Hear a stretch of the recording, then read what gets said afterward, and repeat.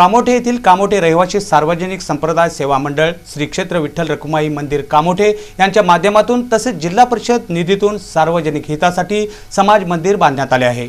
या समाज मंदिराचे उद्घाटन रविवारी मान्यवरांच्या हस्ते करण्यात आले। कामोठे येथील कामोठे रहिवासी सार्वजनिक संप्रदाय सेवा मंडळ श्री क्षेत्र विठ्ठल रखुमाई मंदिर कामोठे यांच्या माध्यमातून तसेच जिल्हा परिषदेच्या निधीतून सामाजिक हितासाठी समाज मंदिर बांधण्यात आले आहे। या समाज मंदिराचे उद्घाटन रविवारी जिल्हा परिषदेचे शिक्षण व आरोग्य सभापती बाळाराम पाटील व जिल्हा परिषद सदस्या पार्वतीताई पाटील यांच्या हस्ते करण्यात आले। तसेच नामफलकाचे अनावरण आमदार विवेक पाटील यांच्या हस्ते करण्यात आले। या कार्यक्रमासाठी पंचायत समितीचे सभापती प्रकाश जितेकर, माजी सभापती प्रमोद भगत, कर्नाळ स्पोर्ट्स अकॅडमीचे उपाध्यक्ष रविशेठ पाटील, शेका पक्षाचे तालुका सहसचिव सखाराम पाटील, मंडळाचे अध्यक्ष शंकर म्हात्रे, उपाध्यक्ष रवी जोशी, सुभाष बळीप आदी मान्यवरांसह कामोठा रहिवासी मोठ्या संख्येने उपस्थित होते। या प्रसंगी जिल्हा परिषदेचे शिक्षण व आरोग्य सभापती बाळाराम पाटील यांनी मंडळाच्या वतीने राबविण्यात येणाऱ्या उपक्रमांची प्रशंसा केली। या अतिशय चांगल्या पद्धतीचे सभा मंडप या ठिकाणी कामोठे वसाहतीतील साऱ्या संप्रदाय मंडळातील सहकार्याला त्यांनी उपलब्ध करून दिलेला आहे आणि त्याचबरोबर या विभागामध्ये सार्वजनिक उपक्रमासाठी एक अतिशय चांगली वास्तू त्यांनी उभी केलेली आहे। आपण बघतो की शासकीय निधी मिळाल्यानंतर त्याच्यातून काही वाचेल का अशा पद्धतीची भावना अनेक मंडळींची असते, पण या ठिकाणी 4 लाखाचा सरकारी निधी मिळत असताना 8.5 लाखाचा खर्च या मंडळानं केलेला आहे। याच्यातून मंडळाची समाजाची असणारी बांधिलकी दिसून येते। तसेच आमदार विवेक पाटील यांनीही उपस्थितांना मार्गदर्शन करताना मंडळाच्या पदाधिकाऱ्यांची प्रशंसा करीत मंडळाच्या आगामी कार्यासाठी शुभेच्छा दिल्या। अनेक कार्यक्रम हा समाज मंदिर कसं व्हावं काय व्हावं आवश्यकतेने सांगितलं की शासकीय निधी 4 लाख आणि वरती स्वतःचे 4 लाख हे खरं बऱ्याचशा ठिकाणी आता बघितलं की शासकीय निधीतून आपल्याला काय शिल्लक राहते इकडंच लक्ष असतं, पण या ठिकाणी साऱ्या मंडळीने आपले वरती 4 लाख हे अजून मला 50,000 निश्चितपणे लागतील। तर हे काम करण्याची उमेद आणि त्याच्या मागची जी भावना लागते, आपण सर्व भक्ती मार्गाने काम करणारे वारकरी आहात आणि परमेश्वरानं आपलं जे अध्यात्म आहे जगात सर्वश्रेष्ठ अध्यात्म अशासाठी समजलं जात आहे की धर्माची जी आपल्याला शिकवण आहे त्या धर्माच्या शिकवणीवर लोकांसाठी समाजासाठी आपण काम केलं पाहिजे। विधानमंडळाच्या वर्षाकालीन अधिवेशन सत्रामध्ये आमदार विवेकानंद पाटील यांनी सार्वजनिक बांधकाम विभागाच्या मागण्यांमध्ये पोलिसांच्या गृहनिर्माणाकरिता तरतूद व्हावी अशी मागणी केली। यामध्ये पनवेलमधील पोलिसांसाठी बनवण्यात आलेल्या घरांना आधुनिक पद्धतीने बनवण्याची मागणी यामध्ये करण्यात आली। विधानमंडळाच्या पावसाळी अधिवेशनात सरकारने सुमारे 3.5 कोटींच्या पुरवण्या मागण्या सभागृहासमोर मंजुरीकरिता ठेवल्या। सदर मागण्यांमध्ये सार्वजनिक बांधकाम विभागाच्या मागण्यांमध्ये पोलिसांच्या गृहनिर्माणाकरिता तरतूद करण्यात आली होती। आमदार विवेक पाटील यांनी सदर मागण्यांवर महाराष्ट्र विधानसभा नियम 256(1) अन्वये ₹100 ची कपात सूचना दिली। आपल्या कपात सूचनेत आमदार विवेक पाटील म्हणाले की पनवेल शहरात असलेली पोलिसांची वसाहत बैठ्या चाळींच्या स्वरूपात असल्याने व गेल्या कित्येक वर्षात तिची देखभाल व दुरुस्ती न केल्यामुळे सदर वसाहतीची मोठ्या प्रमाणात पडझड झाली आहे। या वसाहतीमध्ये राहणे पोलिसांना अशक्य झाले आहे, त्यामुळे शासनाने या इमारतीचे आधुनिक पद्धतीने पुनर्बांधणी करावी अशी मागणी आमदार विवेक पाटील यांनी केली आहे। आमदार विवेक पाटील यांनी मांडलेली कपात सूचना विधानसभा अध्यक्ष दिलीप वळसे पाटील यांनी स्वीकृत केली असून पुढील कार्यवाहीसाठी सभागृहासमोर ठेवली। खारघरचा राजा गणेश चॅरिटेबल ट्रस्ट खारघर तसेच लक्ष्मी चॅरिटेबल ट्रस्ट पनवेल यांच्या संयुक्त विद्यमाने रविवारी खारघर येथे मोफत नेत्र तपासणी शिबिराचे आयोजन करण्यात आले होते। खारघरचा राजा गणेश चॅरिटेबल ट्रस्ट खारघर तसेच लक्ष्मी चॅरिटेबल ट्रस्ट पनवेल यांच्या संयुक्त विद्यमाने रविवारी खारघर येथे मोफत नेत्र तपासणी शिबिराचे आयोजन करण्यात आले होते। या मोफत नेत्र चिकित्सा शिबिराचे उद्घाटन आमदार विवेक पाटील यांच्या हस्ते करण्यात आले। यावेळी खारघरचा राजा गणेश चॅरिटेबल ट्रस्टचे अध्यक्ष विनय पाटील, या ट्रस्टचे पदाधिकारी व शेतकरी कामगार पक्षाचे कार्यकर्ते, पदाधिकारी व नागरिक मोठ्या संख्येने उपस्थित होते। हल्लीच्या धावपळीच्या जगात नागरिकांना स्वतःच्या आजाराकडे लक्ष द्यायला वेळ मिळत नाही, परंतु सुट्टीच्या दिवशी तेही आपल्या घराजवळ अशा काही सुविधा उपलब्ध झाल्या की नागरिक त्याचा नक्कीच फायदा घेत असल्याने या मोफत नेत्र चिकित्सा शिबिराचा लाभ शेकडो खारघरवासियांनी घेतला।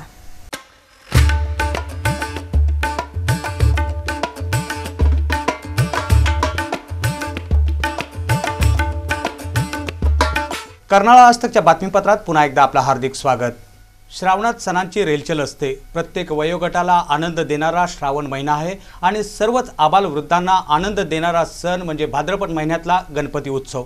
गणपती उत्सवाला अजून 1 महिना अवधी असला तरी गणेश मूर्तींनी आणि गणेश मूर्तीच्या मखरासाठी आवश्यक अशा रंगबेरंगी वस्तूंनी पनवेलची बाजारपेठ सजली आहे। श्रावणात सणांची रेलचेल असते। प्रत्येक वयोगटाला आनंद देणारा श्रावण महिना आहे आणि सर्वच अबालवृद्धांना आनंद देणारा सण भाद्रपद महिन्यातला गणपती उत्सव। गणपती उत्सवाला अजून 1 महिना अवधी असला तरी गणेश मूर्तींनी आणि गणेश मूर्तीच्या मखरांसाठी आवश्यक असणाऱ्या रंगीबेरंगी वस्तूंनी पनवेलची बाजारपेठ सजली आहे। गणेशाचं आगमन होण्यापूर्वी सुंदर सजावट केलेले मखर प्रत्येक जण तयार करीत असतो। यासाठी बाजारात विविध प्रकारची थर्माकोलची मखरे बनविण्यात कलाकार व्यस्त झाले आहेत, तर इलेक्ट्रिकचे सामान, फुलांच्या मोत्यांच्या माळा, रंगीबिरंगी पट्ट्या आणि पूजेसाठी लागणारे साहित्य पनवेलच्या बाजारात उपलब्ध झाले आहे। आमच्या टीमने या बाजाराचा घेतलेला हा आढावा।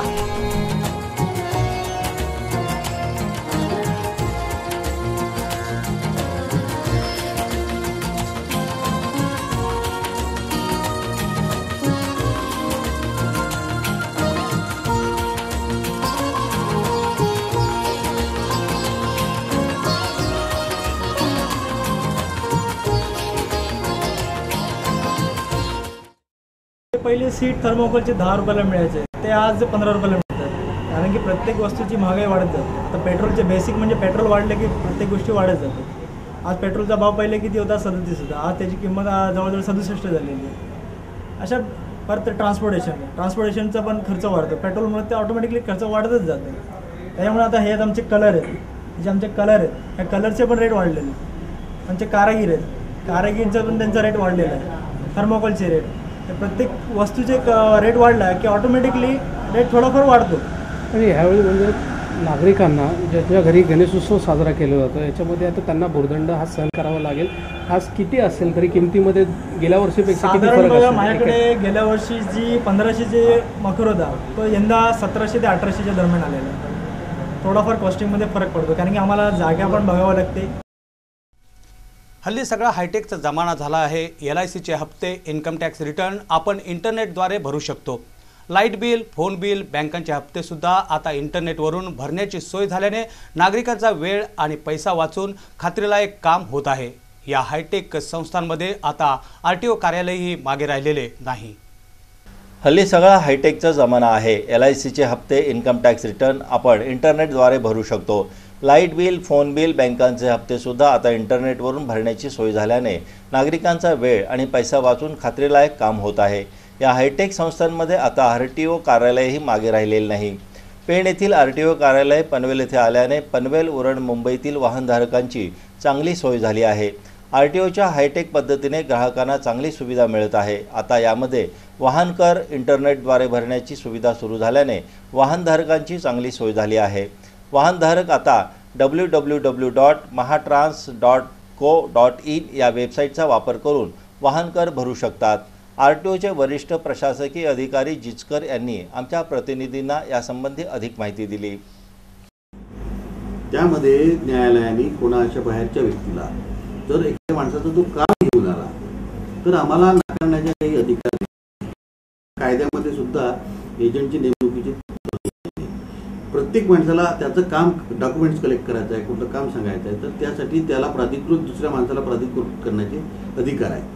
या तरतुदीचा किंवा या बाबीचा एजंट लोक फायदा घेतात। आता गैरफायदा घेत असेल तर प्रादेशिक पोलीस कार्यालय कंट्रोल करू शकत नाही किंवा त्यांना मज्जाव करू शकत नाही। त्यामुळे लोकांनी सावधपणे किती फी आहे, आपलं काम काय आहे याबद्दलची सविस्तर माहिती उपलब्ध करून घेतली आणि ती आमच्या www.mahatrans.com या वेबसाईटवर उपलब्ध आहे।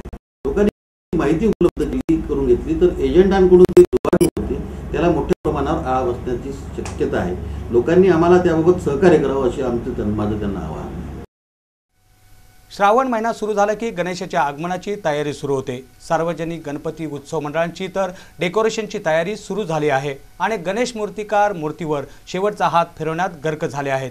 वाढत्या महागाईचा परिणाम यावर्षीही गणेश उत्सवावर होणार आहे. त्यामुळे गणेश मूर्तींची किंमत ही 20 ते 30% महागणार आहे.